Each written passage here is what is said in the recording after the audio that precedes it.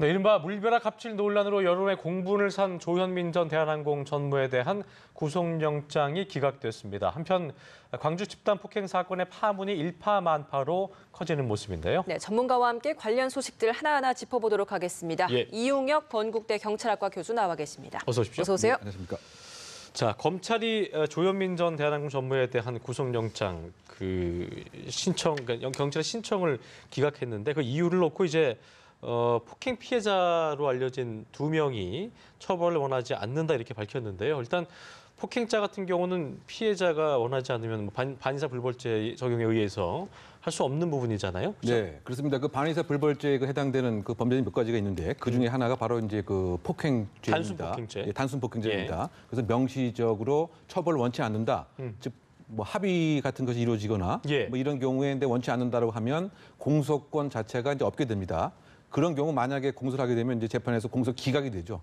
그러다 보니까 이미 사실은 처벌할 수 없는 범죄로서 볼 수밖에 없다. 다만 이제 그 구속영장을 신청하기 전에는 예. 피해자 한 명은 계속 처벌을 원하는 이와 같은 입장이었던 것 같은데 영장이 신청되고 예. 나서 지금 바뀌었다고 이제 합니다.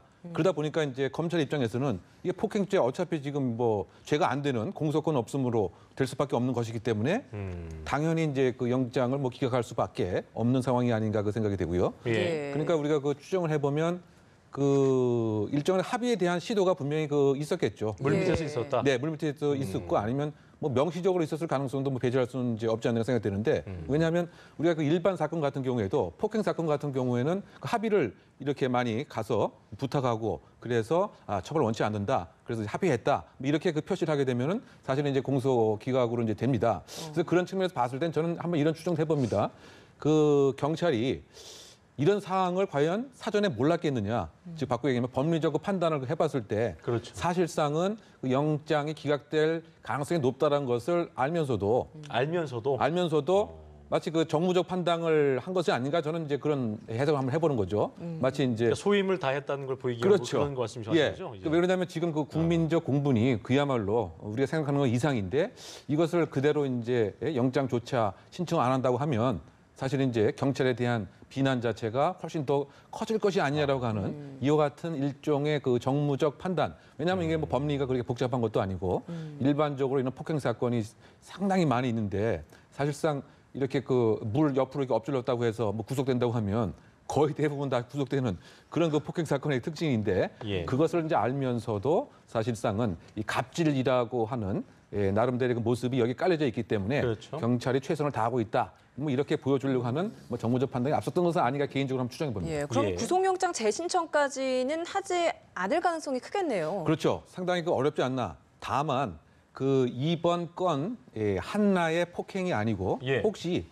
여러 가지 폭행이 이제 있었던 것은 아니냐라고 하는 제보가 많이 있고 예. 피해자가 적극적으로 그 같은 진술을 개진하고 그러면 이게 상습 폭행 의 혐의가 뭐 새롭게 수사에 초점을 맞춰줘서 이루어진다고 한다면 상습 폭행의 혐의를 다시 이제 수사를 해서 구속영장을 다시 한번 청구해 보면 뭐 타당하지만 지금 그냥 이 상태에서는 사실상 뭐 경찰도 그 검찰의 영장 기각을 뭐 수용하지 않을까 보입니다. 그렇죠. 근데 이제 어떻게 보면은 국민적 공분을 사고 있기 때문에 피해자들도 좀 용기를 내서 폭로를 하고 있고 이런 것들 어제 뭐 광화문 앞에서도 시위가 벌어지긴 했습니다만 그런 상황에서 피해자들이 뭐 굳이 합의를 한다거나 아니면 좀 더 어떤 그 본인의 피해에 대해서 적극적으로 임한다던가 이런 것들을 하지 않는 심리는 어떤 식으로 좀 저희가 그래도 뭔가 좀 불리한 게 있으니까 그렇게 하는 걸까요? 어떻게 그렇죠. 봐야 될까요? 뭐 이번 사건에 그 국한에서 일단 생각을 해보게 되면 이 피해 그 당사자가 광고 대행 업체입니다.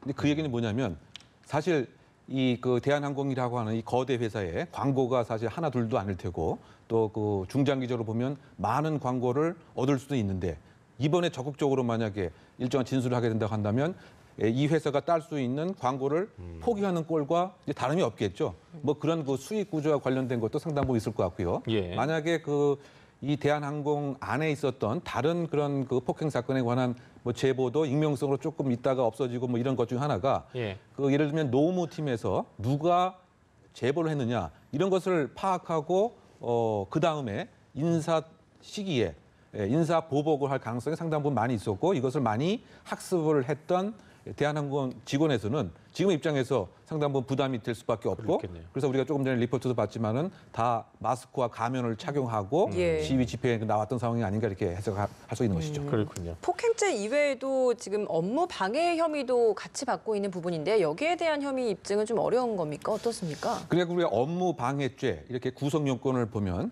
타인의 업무를 방해한 자 이렇게 되어 있습니다. 타인의 업무입니다. 예. 근데 지금 여기서 논란이 되는 것은 그날 있었던 그 회의 그 자체의 업무가 사실은 조현민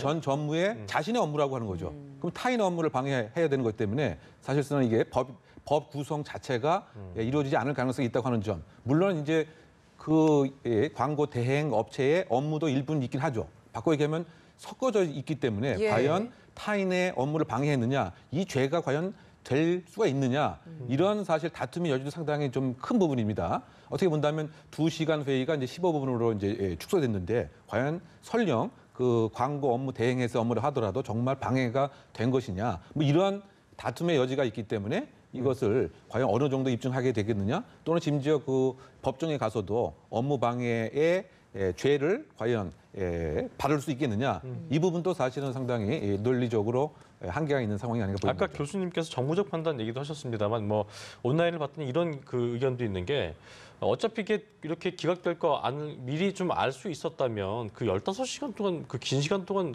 무슨 조사를 했느냐라는 어떤 비판의 목소리도 있었거든요. 그거 어떻게 좀 보셨어요?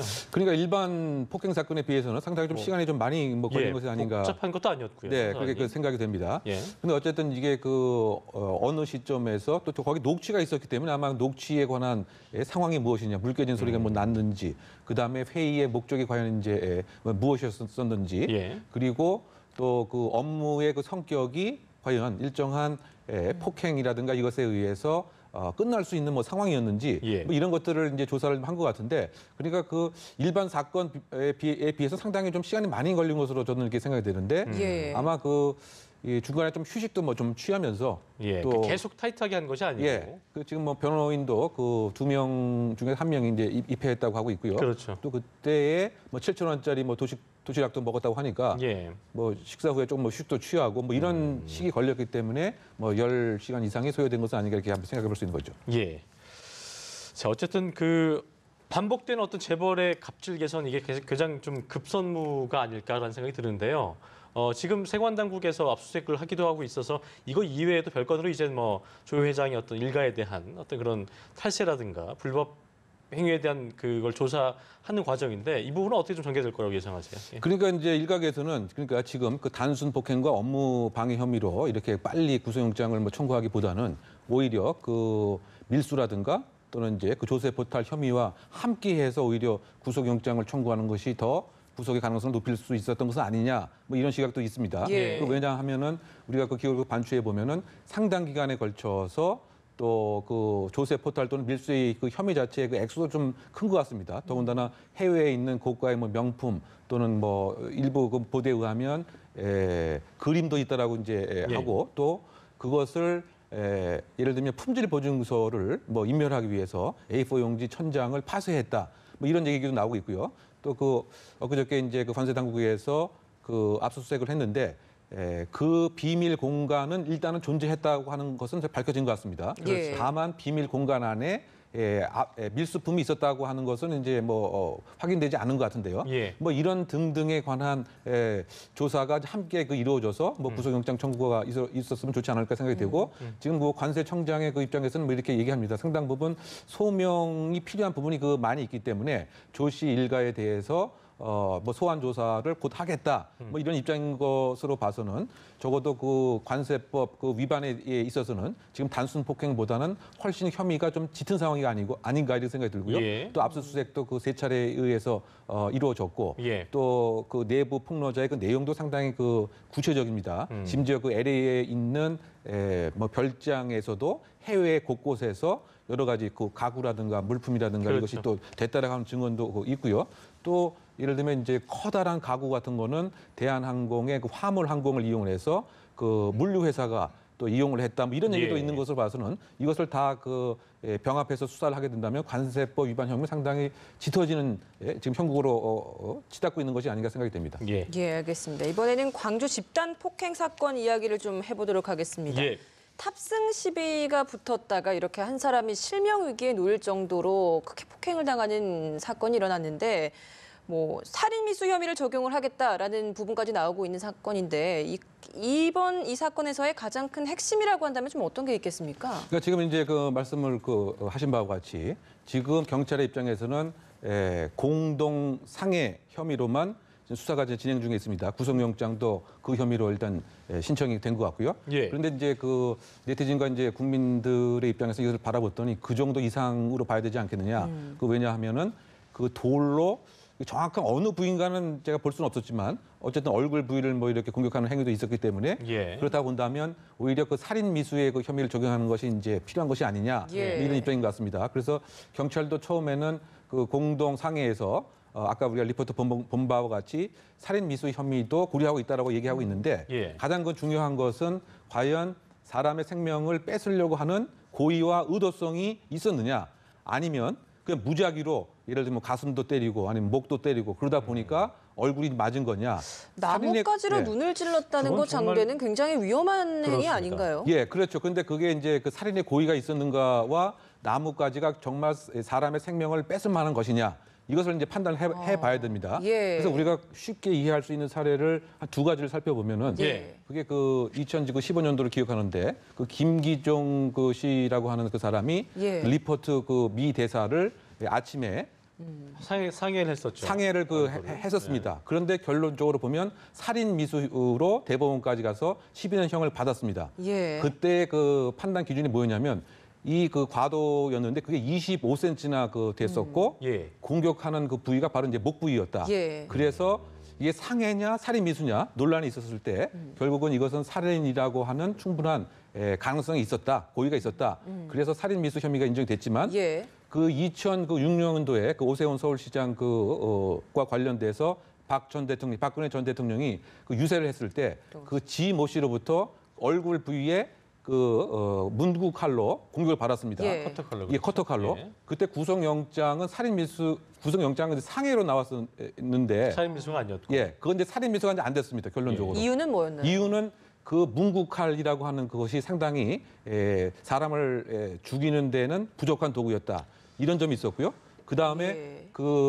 이 공격 그 행위 자체가 이제 직접적인 그야말로 이제 그 부위이 아니었고 그냥 얼굴 부위였다. 이렇게 판단을 해서 비슷한 부위 아니었나요? 얼굴 그렇죠. 그때 목과 당시에도 왜 이 이- 근처였는데. 근처였는데 그러니까 어디 예. 분이 잘못 건드렸을 경우 굉장히 위험할 그렇죠. 수 있었다는 얘기도 있었거든요. 예, 그러다 보니까 지금 살인 미수냐 상해냐가 그렇게 그 쉽게 판단될 부분은 아닌데 결국은 이 두 사례를 비추어 보면 흉기의 크기 이것을 이제 그리고 첫 번째 사건에서는 이제 25cm나 됐지만 두 번째 박근혜 대통령 그 공격한 거는 한 뭐 10cm에 불과했거든요. 그래서 그렇죠. 이제 갈라졌습니다. 그래서 요약을 하게 되면은 그 고의와 그 동기 그다음에 공격 방법, 공격 부위 그다음에 사용된 흉기 이것을 이제 그 종합해서 판단을 해야 될 것 같은데 그 이번 광주 사건 같은 경우에 돌을 얼굴로 이렇게 공격을 한 건지 아니면 얼굴만 막 한 건지 아니면 저 화면 보셨죠? 그 피해자의 그 네. 부상 정도가 네. 정말 심하더라고요. 충격적이라는 그 어떤 평들도 많이 있었는데 그런 걸 봤을 때 충분히 이거는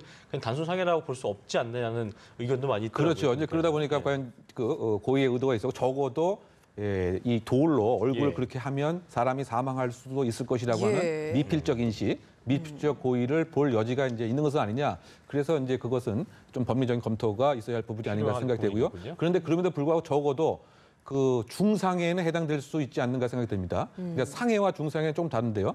상해는 이를테면 이제 우리가 뭐 전추, 오주 그러면 완전한 건강성을 이룰 수 있는 것이 이제 상해라고 한다면 중상해는 이것보다 훨씬 심해서 난치병이 생기거나 불구가 되거나 이 정도면 예. 이제 중상해입니다. 그러니까 예를 들면 지금 실명에 그렇죠. 입박했다. 예. 그럼 이건 중상해에 해당될 수 있습니다. 그렇죠. 예, 그러면 이게 특수상해 중에서 특수중상해에 해당이 되기 때문에 그러면 형량이 2년부터 20년까지 대폭 올라가게 될 수도 있습니다. 그래서 이제 이 부분에 대한 사실관계를 좀 더 CCTV 분석 등을 통해서 면밀하게 누가 그런 것인지 밝힐 필요가 있는 것이죠. 예. 지금 국민청원에서도 굉장히 많은 시민들의 분노가 있습니다. 그렇습니다. 이틀 만에 엄벌을 해야 한다라는 청원 글에 24만 명이 동참을 했다라고 하는데 이게 전 국민적인 분노라고 할 수 있을 정도의 많은 관심이 있는 이유도 좀 있을 것 같거든요. 근데 크게 봐서는 뭐 두 가지가 아닌가 그 생각이 되는데요. 내가 혹시 저렇게 시비에 휘말렸을 때 경찰에게 112 신고를 이제 했는데 지금 이렇게 불량배들이 있고 그냥 겁을 주고 있는 상태에서 나도 저렇게 20분, 30분 동안 계속 공격을 당해서 실명할 가능성이 있는 것은 아니냐? 이런 그 범죄에 대한 그 공포감을 그대로 이제 느낀 것에 대한 이제 불안감 이러다 보니까 그 짧은 시간 안에 뭐 20만 명, 24만 명까지 청원이 있었던 것은 아닌가 생각되고요. 예. 그것을 한 단계 더 나아가게 생각하게 된다면 우리 사회가 갖고 있는 경찰력이라고 하는 것이 공권력이라고 하는 것이 저렇게 약한 경찰이었어라고 하는 무엇인가 그 공권력에 대한 그 배신감 뭐 이런 것도 함께 있었던 것은 아닌가. 진짜 아니 거기 오신 분들이 네. 경찰관분들께서 지구대 분들인데 영상 보시면 알겠지만 전혀 뭘 이렇게 할 수가 없는 상황, 제지도 그렇죠. 안 되고 그런 그게 상황이어서 보면은 상당히 위축돼 있고 뭐 겁먹고 무엇인가 그렇죠. 이렇게 수비적으로 수세적으로 수동적으로 피하려고 하는 그 모습 때문에 우리나라 경찰이 저 정도라고 하면 너무 불안하다. 뭐 이런 것 때문에 25만 명 이상의 청원이 급격하게 이루어진 것 같은데 예.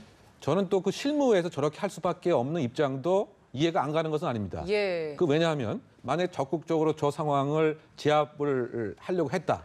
그러다가 그 가해자가 조금 다치기라도 했다.